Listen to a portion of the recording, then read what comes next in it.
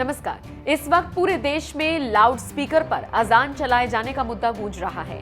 तमाम हिंदू संगठन इसके विरोध में उतर आए हैं और लाउड स्पीकर पर हनुमान चालीसा चलाकर अपने गुस्से का इजहार कर रही हैं। सिर्फ आम लोग ही नहीं, बड़ी बड़ी हस्तियां भी इस मुद्दे पर अब अपनी राय रखने से गुरेज नहीं कर रही हैं। इसी कड़ी में जाने माने सिंगर सोनू निगम ने भी अपनी राय रखी, जिसने नई बहस को जन्म दे दिया है। दरअसल एक न्यूज चैनल को दिए गए इंटरव्यू में सोनू निगम से लाउड स्पीकर पर सवाल हुआ तो उन्होंने कहा, मुझे एक बात समझ में आ गई है कि आप सोते हुए को जगा सकते हो, लेकिन सोने की एक्टिंग करने वाले को आप नहीं जगा सकते। आप कितनी भी सही बात कर लो, उसे मानना ही नहीं है। मैंने एक ही ट्वीट में मंदिर, मस्जिद और गुरुद्वारे का जिक्र किया था। मैंने कहा था कि मुझे लाउड स्पीकर से आपत्ति है। मेरा शो अगर 10 बजे बंद कर दिया जाता है तो इस पर बवाल क्यों? 2017 में मेरे ट्वीट के बाद 10 लाख रुपए का इनाम रखा गया। मैंने सिर मुंडवा लिया था, लेकिन 10 लाख मिला नहीं। अगर मेरी बात को ठीक से समझते तो लोग धर्म की बात ना करते। दिक्कत अजान से नहीं है, दिक्कत लाउड स्पीकर से है। आपको बता दें, 5 साल पहले सोनू ने लाउड स्पीकर पर अजान चलाए जाने को लेकर विवादित बयान दिया था, जिस पर वो खूब ट्रोल हुए थे। खैर, इसके बाद सोनू से सवाल हुआ कि आपका पसंदीदा नेता कौन है। इसके लिए बाकायदा उन्हें ऑप्शंस दिए गए, जिनमें केजरीवाल, ममता बनर्जी, योगी आदित्यनाथ और उद्धव ठाकरे का नाम शामिल था। इस पर सोनू निगम ने जवाब दिया, मेरे पसंदीदा नेता सीएम योगी आदित्यनाथ हैं। भारत में कड़क होना बहुत जरूरी है, खासकर यूपी में ये बहुत जरूरी था। कोई कानून तोड़ रहा है तो उसे बताना जरूरी है कि देखो ये कानून है और तुम्हें इसका पालन करना है। हालांकि इसका मतलब ये नहीं कि मैं उद्धव ठाकरे या फिर अरविंद केजरीवाल या फिर ममता बनर्जी के खिलाफ हूं।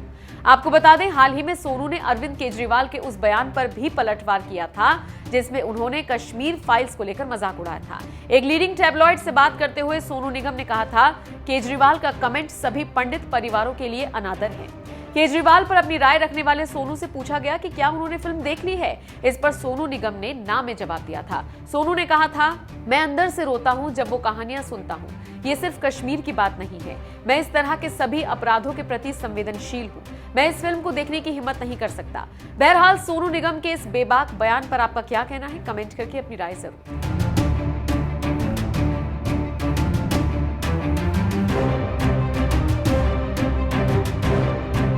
अगर किसी देश के प्रधानमंत्री को विवेक अग्निहोत्री के चरणों में शरण लेनी पड़े तो इसका मतलब उस प्रधानमंत्री ने 8 साल में कोई काम नहीं। वो करोड़ों कमा गया, कश्मीरी पंडितों के नाम पे करोड़ों कमा गया और तुम लोग पोस्टर लगाते रहे। भेड़ बकरियों की तरह हाँक रखा है पूरे बीजेपी वालों को। भेड़ बकरियों की तरह हाँक रहे हैं, कह रहे हैं कश्मीर फाइल्स टैक्स फ्री करो।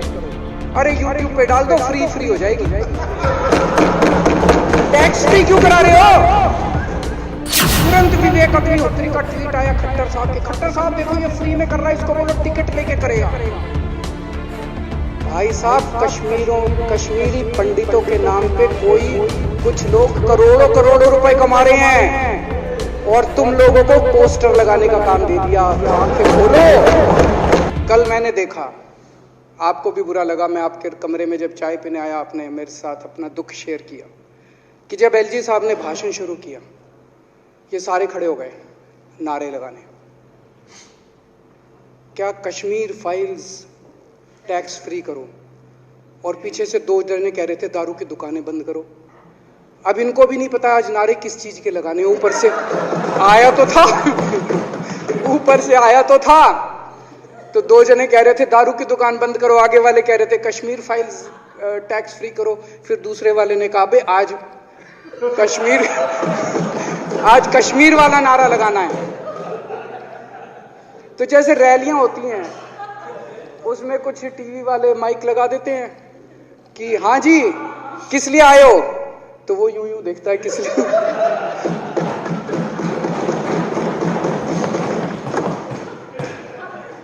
क्या हाल बना दिया इनका। इसलिए थोड़ी राजनीति में आए थे। एक पिक्चर आई थी, बंटी और बबली। उस पिक्चर में एक सीन था, कुछ लोग एक नेता के घर के सामने जाते हैं, हमारी मांगे पूरी करो, हमारी मांगे पूरी करो। नेता बाहर आता है, कहता है क्या मांगे हैं, तो सारे एक दूसरे की तरफ, इनको पता ही नहीं क्या मांगे। आज सारे देश की सारी भारतीय जनता पार्टी एक पिक्चर के पोस्टर लगा रही है गली गली में जाके। पूरी सारी भारतीय जनता पार्टी देश में एक पिक्चर के पोस्टर लगा रही है। इसलिए राजनीति करने आए थे? पिक्चरों के पोस्टर। अपने बच्चों को क्या जवाब दोगे? घर जाके बच्चे पूछेंगे पापा क्या काम करते हो? पिक्चरों के पोस्टर लगाता हूं।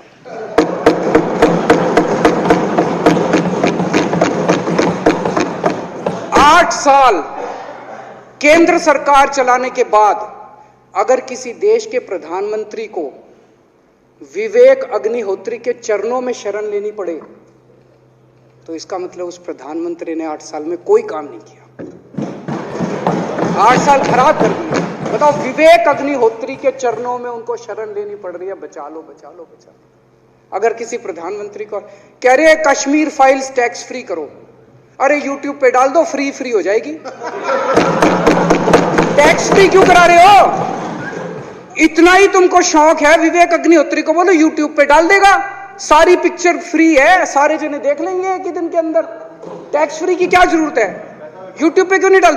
कल एक मैंने अखबार में पढ़ा, हरियाणा के अंदर एक भारतीय जनता पार्टी का ही एक एमएलए था, उसने कहा आज मैं पार्क के अंदर इसकी फ्री स्क्रीनिंग करूंगा। तुरंत विवेक अग्निहोत्री का ट्वीट आया खट्टर साहब के, खट्टर साहब देखो ये फ्री में कर रहा है, इसको बोलो टिकट लेके करेगा।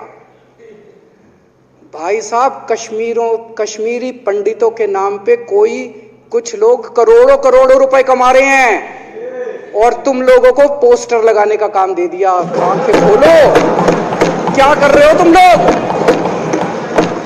वो करोड़ों कमा गया, कश्मीरी पंडितों के नाम पे करोड़ों कमा गया और तुम लोग पोस्टर लगाते रह गए। क्या हाल बना दिया तुम लोगों का यार। आंखें खोलो तुम लोग।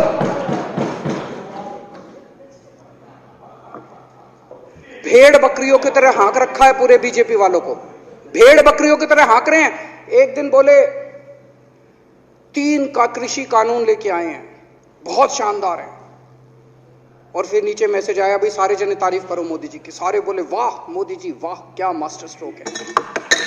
और मेरे को याद है इसी सदन के अंदर इन लोगों ने उन 3 कानूनों की खूब तारीफ की थी, बोले क्या मास्टर स्ट्रोक है और क्या शानदार कानून लेके आए। 1 साल के बाद फिर आया भाई 3 कानून वापस ले लिए, बोलो फिर तारीफ करो मोदी जी की, भाई कानून बेकार थे मोदी जी। क्या इसी सदन के अंदर इन लोगों ने इतनी बेशर्मी, दिमाग पे ताला लगा रखा, इन्होंने कहा वाह मोदी जी वाह, क्या 3 कानून खराब थे आपने वापस ले लिया, देश को बचा लिया। क्या मास्टर स्ट्रोक, ये क्या हाल बना दिया आप लोगों का यार। फिर थोड़े दिन बाद बोले भाई दारू की दुकानों के खिलाफ करो, फिर सारे जने दारू की दुकान बंद करो, दारू की। अब दारू ठीक हो गई दिल्ली में, आजकल तो शोर नहीं करते तुम लोग। अब कश्मीर फाइल आ गई, पहले कृषि कानून, रोज काम दे रखा है तुमको, कुछ ना कुछ ऊपर से आ जाता है, काम दे रखा है। अब दारू की दुकानें,